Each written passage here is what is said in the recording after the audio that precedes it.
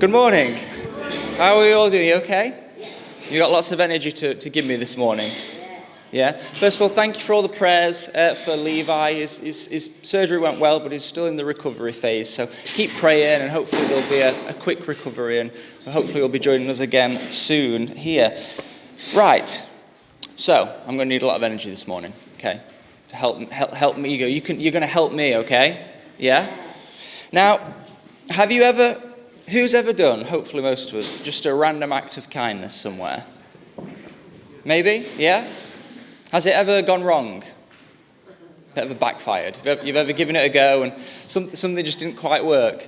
I remember years ago, I was out with some college friends and we just went ice skating one day. We just thought we'd try it. Not that we're pros or anything like that.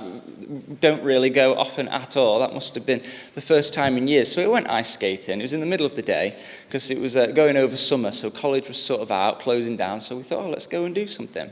So we're just out ice skating.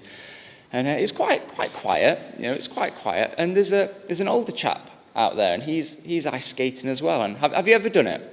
Has anyone ever given it a go? Yeah. If you've not, if you're not good with your balance, it can be quite difficult, okay? So we're just sort of getting used to it. I'm getting the hang of it, and it's going okay. And I noticed this older guy at the back, and he falls over. So I'm just watching, as people do. They see it's like it never happens. They're all looking like someone's fallen over. And he's trying to get back to his feet, you could see. And it's incredibly slippy. So he slips and he falls over again. And I think, okay, well, someone needs to help this guy up. And he tries once more. Again, he tries to get to his feet. It's incredibly slippy. Slips, goes down again. And I'm thinking, why is no one going over to help? So I'm like, okay, well, I'm going to do it then. I'm going to be that guy. We don't want a bystander syndrome here. I'll head over there. So I try and I'm just sort of carefully going over there because the last thing I want to do is trip up on the way to helping him. So I get over to him and I'm saying, "Oh, are you okay? Do you need a hand?" And he's like, "Oh, please, it's slippy, isn't it?" I'm like, "Yeah, it is." And I'm like, "Don't you worry, I've got you. Just you come to me. Like, grab onto me." And I lean down and I grab him and I'm thinking, yeah, everyone's watching. I look great right now. Like, everyone else wanted to. No one had the courage to do it. I look great. And I start picking him up, and I'm thinking, oh, this is great. And then I slip and lose my balance, and we both go straight down. And I'm thinking, no, that was not the plan. And unfortunately, it also happened a second time. Before I truly got the hang of it, and I was gripping onto the side at this point. So I eventually got him up. But man, was I embarrassed. I was trying to do something nice. I was thinking I just shouldn't have bothered. It's like he'd have got there eventually. I thought I was trying to do something nice, and it kind of backfired a little bit. But I mean, it was fine. It was fine, really. It's just a funny little story. But sometimes you just have to try and go the extra mile, don't you? Sometimes it works out. Sometimes it doesn't. But it's important that we give it a go sometimes. And I wanted to look at today, quite simple really, but just looking at some of our Christology. It's our attributes of Christ. It's just simply, what was Jesus like? That's kind of what we're looking at, because as Christians, we hopefully want to become more like him. And while that can be a bit of a process, looking at the Christology and his attributes can sometimes just give us an idea of where I could move into, or something like that. A big aspect of this is selflessness. It's such a big thing, isn't it? It's so easy to talk about. It's so easy to understand. We all get the concept straight away. I say selflessness. You all know what that is. You don't need teaching about that. But yet the interesting thing is there's this huge disconnect, because everyone in the world will know what selflessness is. But we don't see it everywhere, do we? In fact, it can be quite rare at times. Now, Solomon. We're given Solomon as the wisest man. Yeah? So we would hope that someone with that level of wisdom we can learn from. So King Solomon, we know the story, that he was given an option. He could ask for one thing. And most of us would probably come up with all kinds of answers. If God will give us one thing, it's like, I get anything? I get anything? Like, what would we ask for? And he asked for wisdom to be able to lead his people well. And that was given to him. But it's interesting, over the course of his life, it still doesn't mean that he was immune to the human nature. And actually, when we looking at him building the temple, because he had a big part to do, and he was rebuilding the temple, which was linked to prophecy and things like that. And it's not even really made a big deal of in Scripture, but I just find it interesting that he spent 13 years building his own palace and 7 years building the temple. Isn't that interesting?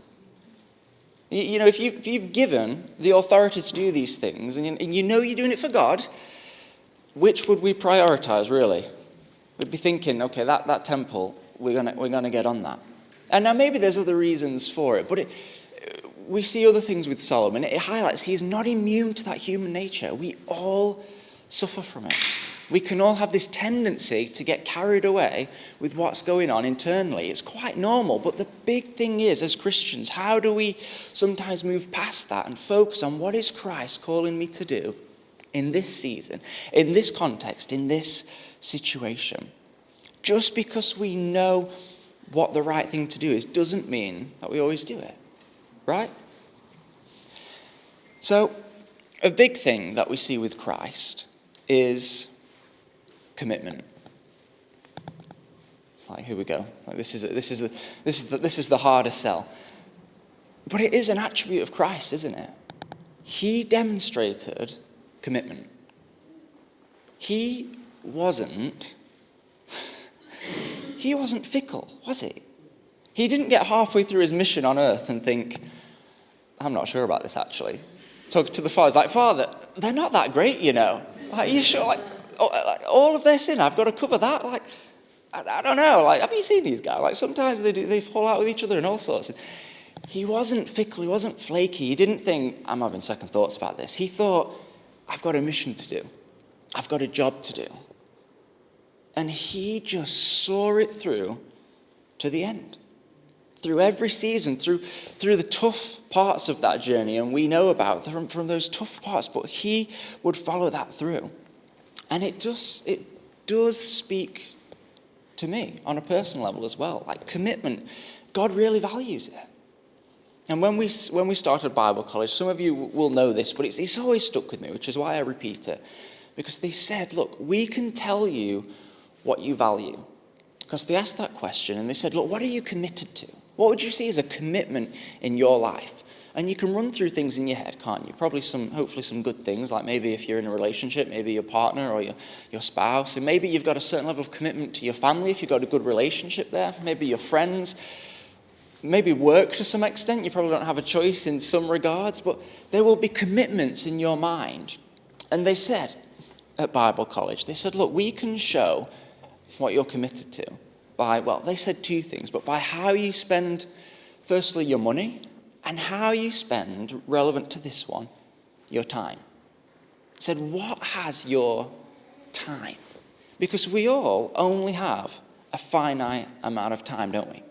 We all have the same 24 hours a day, but we don't know how much time we have fully, but we all have a finite amount of it. We all know every second that passes, there's probably a little bit less. So how do we choose to spend that time? What do we give that time to? And that shows what we're committed to. And I guess a part of that we have to confront is, if I say, Lord, that I follow you, I'm a Christian, I'm a disciple of Christ, then I need to have some level of commitment to his teachings, to his life, to this thing we call the church, the ecclesia. But what does that look like on a personal level? Is that okay? So sometimes we could just analyze that. What has first place in our heart? Because the difficult thing is, we've all got a lot of stuff going on, but the difficult thing is, God says time and time again in the Bible that he must always come first. Seek first the kingdom of God. All these other things will fit into place from that. It's an easy thing to say, but honestly, the longer I go on, I think it takes us all probably maybe sometimes a lifetime to actually truly master that. Because we have seasons and ebbs and flows. We come and go, and sometimes we think, I've been nailing this. Like, God's going to be he'll be so proud of me right now. But then life can take hold, and we go through these seasons and ebbs and flows, but we need that reminder sometimes. What is the pillar? What is the center? What is the throne? And how do we react to that? Because the truth is, we all have commitments, don't we? Whether we vocalize them or not, we all have commitments. I remember when me and Esther, we got our first house over 5-6 years ago now. I say first as in like our first one, not multiple, because we've just moved again. But we took out a mortgage, which is something that's relatively normal. It's what a lot of people do. And let me tell you, that feels like a commitment. Not always a good one either. They put all these figures down and they're like, this is how many years you will owe us this. And this number here, this is your interest. You'll be pleased to know you'll be giving us a lot of interest. And it is a commitment. And that might be a relatively normal one, I suppose, that lots of people go through. But we all have commitments in life. Some we can't necessarily choose, others we can. So if we're honest with ourselves right now, this morning, on a scale of 1 to 10, just don't answer this, but in yourself, where would Jesus be on that scale? Where would he be? I'll leave that with you. I'm not going to explore that anymore. We all have these commitments. I want to read this from Romans 6:13-14. This is actually in the Message version. That means that you must not give sin a vote in the way you conduct your lives. Don't give it the time of day. Don't even run little errands that are connected with that old way of life. Throw yourselves wholeheartedly and full time. Remember, you've been raised from the dead into God's way of doing things. Sin can't tell you how to live. After all, you're not living under that old tyranny any longer. You're living in the freedom of God. It's a reminder for us that when we come to Christ, that we are made new. The expression, we're born again. So, another aspect of commitment and selflessness is this idea of being a contributor. Christ was a contributor, was he not? See, we're brought up today, and again, I use this example a lot, but we've probably all used it. Have you used, Amazon Prime? We're not sponsored. It's just so common. Everyone pretty much knows about it, and it is so convenient, isn't it? Sometimes you come up with things and you think, maybe I shouldn't use it. I want to help like local stores, and sometimes we do, and we're able to do that. But if you're in a pinch and you need something, then it's so convenient that something can come just the next day or maybe even the same day, depending on where you are. And it's sort of bred into us. Esther is better at this than me. She's the sociologist, and she says that the experts, whoever they are, the sociologists, they say we're all bred today as consumers. Does that seem fair to say? It's sort of the ideology of the day that we're brought up into this consumer society, and what society needs from us is to be consumers, for better or for worse, whether that's a good or a bad thing. That's sort of what it wants from us, that we will consume things. And it puts us into a service-driven mindset. What does it do to us? If something's not good or something's not to our liking, what do we think? Well, I'll do this one instead. I'll sample this. Like if this restaurant's no good, you could think, well, I never need to go back to that one. I can go to this one or that one. And you see how this multiplies in every area of life. And it's quite normal. That's sort of the way it works, and supply and demand exist. But sometimes when we bring that into our faith too much, it can change the way we act within it. Does that make sense? See, what is the one thing we can't just decide, actually, this is not working for me, I'm going to try something else? See, the Bible makes it clear that we will go through seasons. Sometimes they'll be good, sometimes they'll be bad. But what Jesus doesn't say is, look, when things are tough, what I want you to do is just give something else a go. It's like this Jesus thing, it's not worked out. You know what? Give something else a try. He says, look, through whatever the weather, just consecrate, just anchor yourself in what is going on. That commitment, it doesn't aim to be a consumer, but it aims to be a contributor. It aims it's not just about, let me receive something, though we all need to receive things. But it doesn't just stop there. It says, okay, how can I give something back? How can I push in? How can I contribute? What am I doing with my life that is being a blessing to other people? Now, we do all have seasons where we might just need to be receiving, and that is perfectly normal. There's times where we need to heal, and we might just need a rest, we need some peace, and in those seasons, we do just need to receive, and that's okay. But long term, what do we put in? What do we contribute? Second, this one could be controversial, is that commitment, sometimes it picks sides. How does that sound?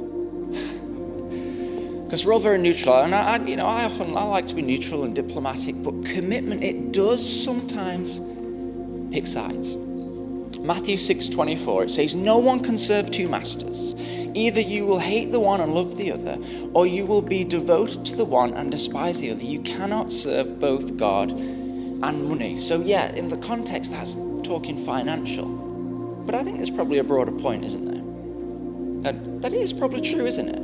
You can't be 100% for this thing if it's going the opposite direction of that thing. Does that make sense? And that's a real sensitive thing. And that's not just saying, look, let's become real argumentative. It's saying use wisdom.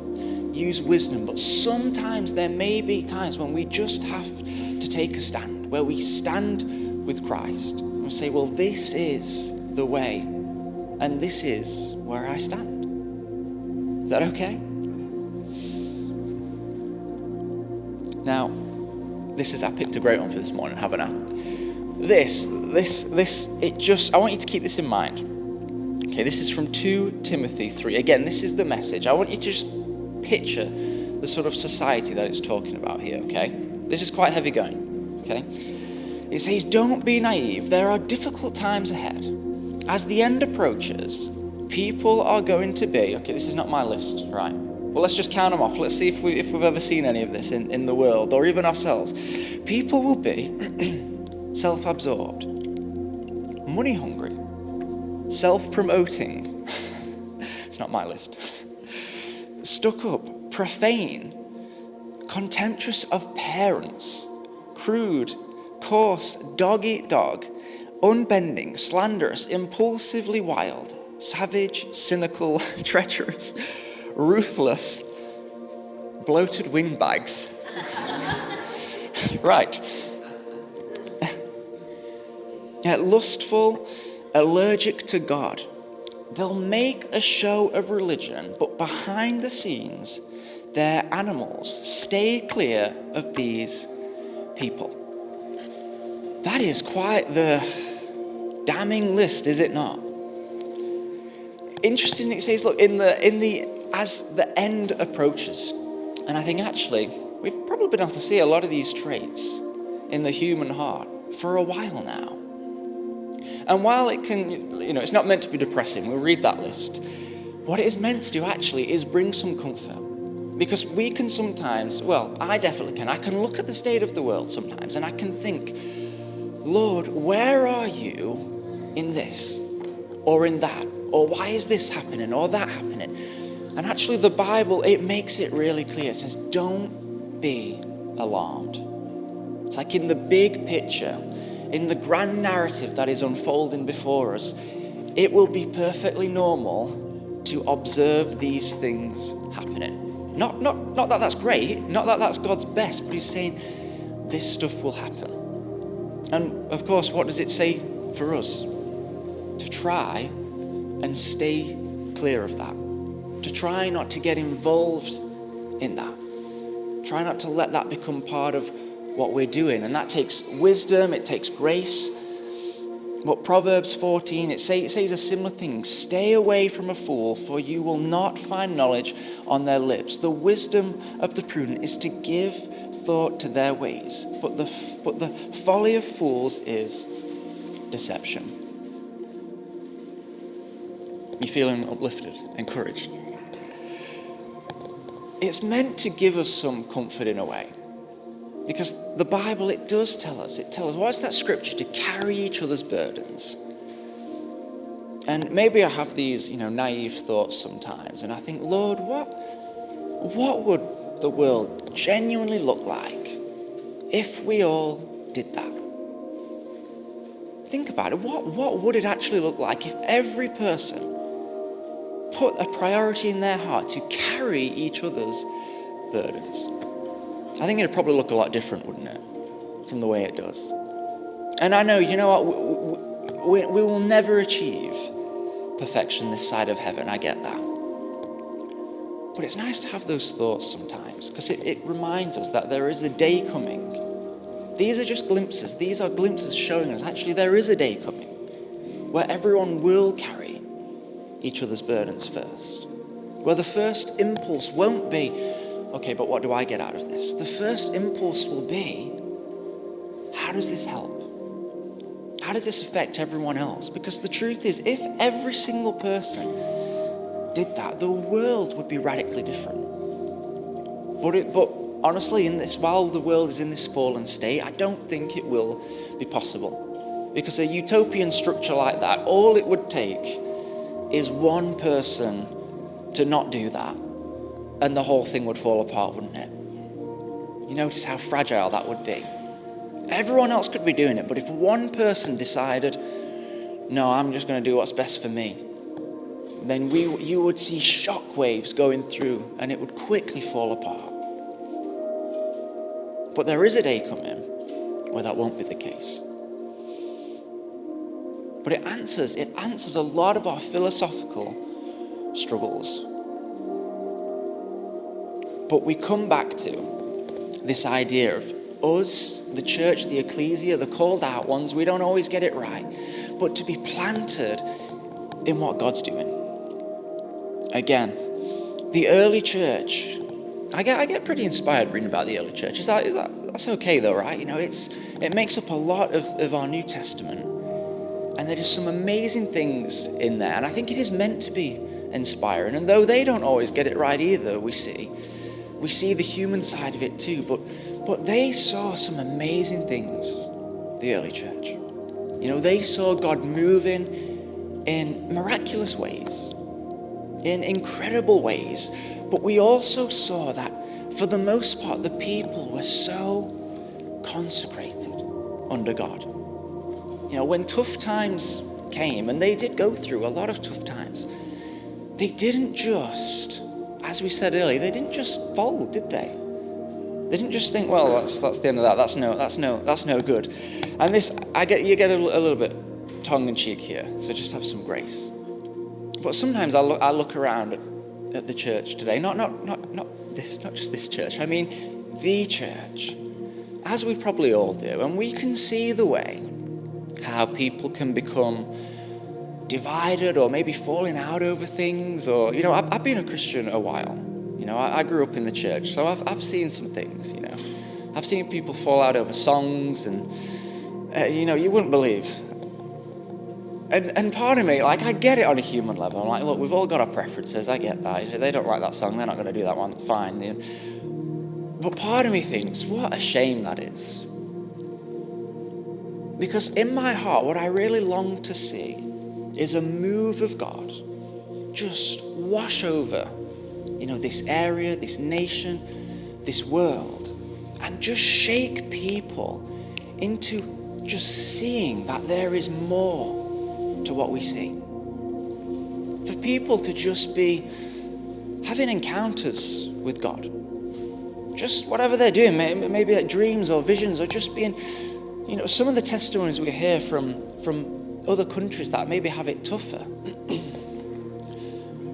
But then part of me thinks, if I'm looking at the early church, you don't see people falling out over songs. You don't see people being quick to take offense. And I get it, because I can feel those things too. But we don't see that in the early church.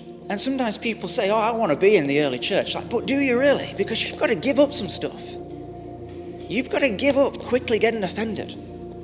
You've got to give up, this is my preference, this is my seat, this is my favourite song, this is the way I like it. We've got to give those things up if we are going to see God move in a radical way. Because I don't see them falling out about this. And it's not an easy lesson. But I can tell you where we've picked these things up. Not just us, but the church. It's the human heart. It's consumerism. So it's because I've had a lifetime of saying, if this is no good for me, well, I'll tell you what I think about that and I'll go get it over here for cheaper. And God says, look, I tell you what, there's no refunds here. He says, when you come to me, when you come to my house, when you lay it down, this thing's for life. Sure, people can choose to walk away, but he says, what I've done for you, that's never going to change. He says, I've laid my life down for you, and no one's going to take that back. Doesn't matter what mood we're in, doesn't matter how we're feeling, doesn't matter what season we're in, I laid my life down for you, and that is not changing. And when he was up there on that cross, he could look around, he could see the people that were leaving him or that were abandoning him, and a week before they were cheering him in, weren't they? But he wasn't surprised. He knew. He says, I know what the human heart's like.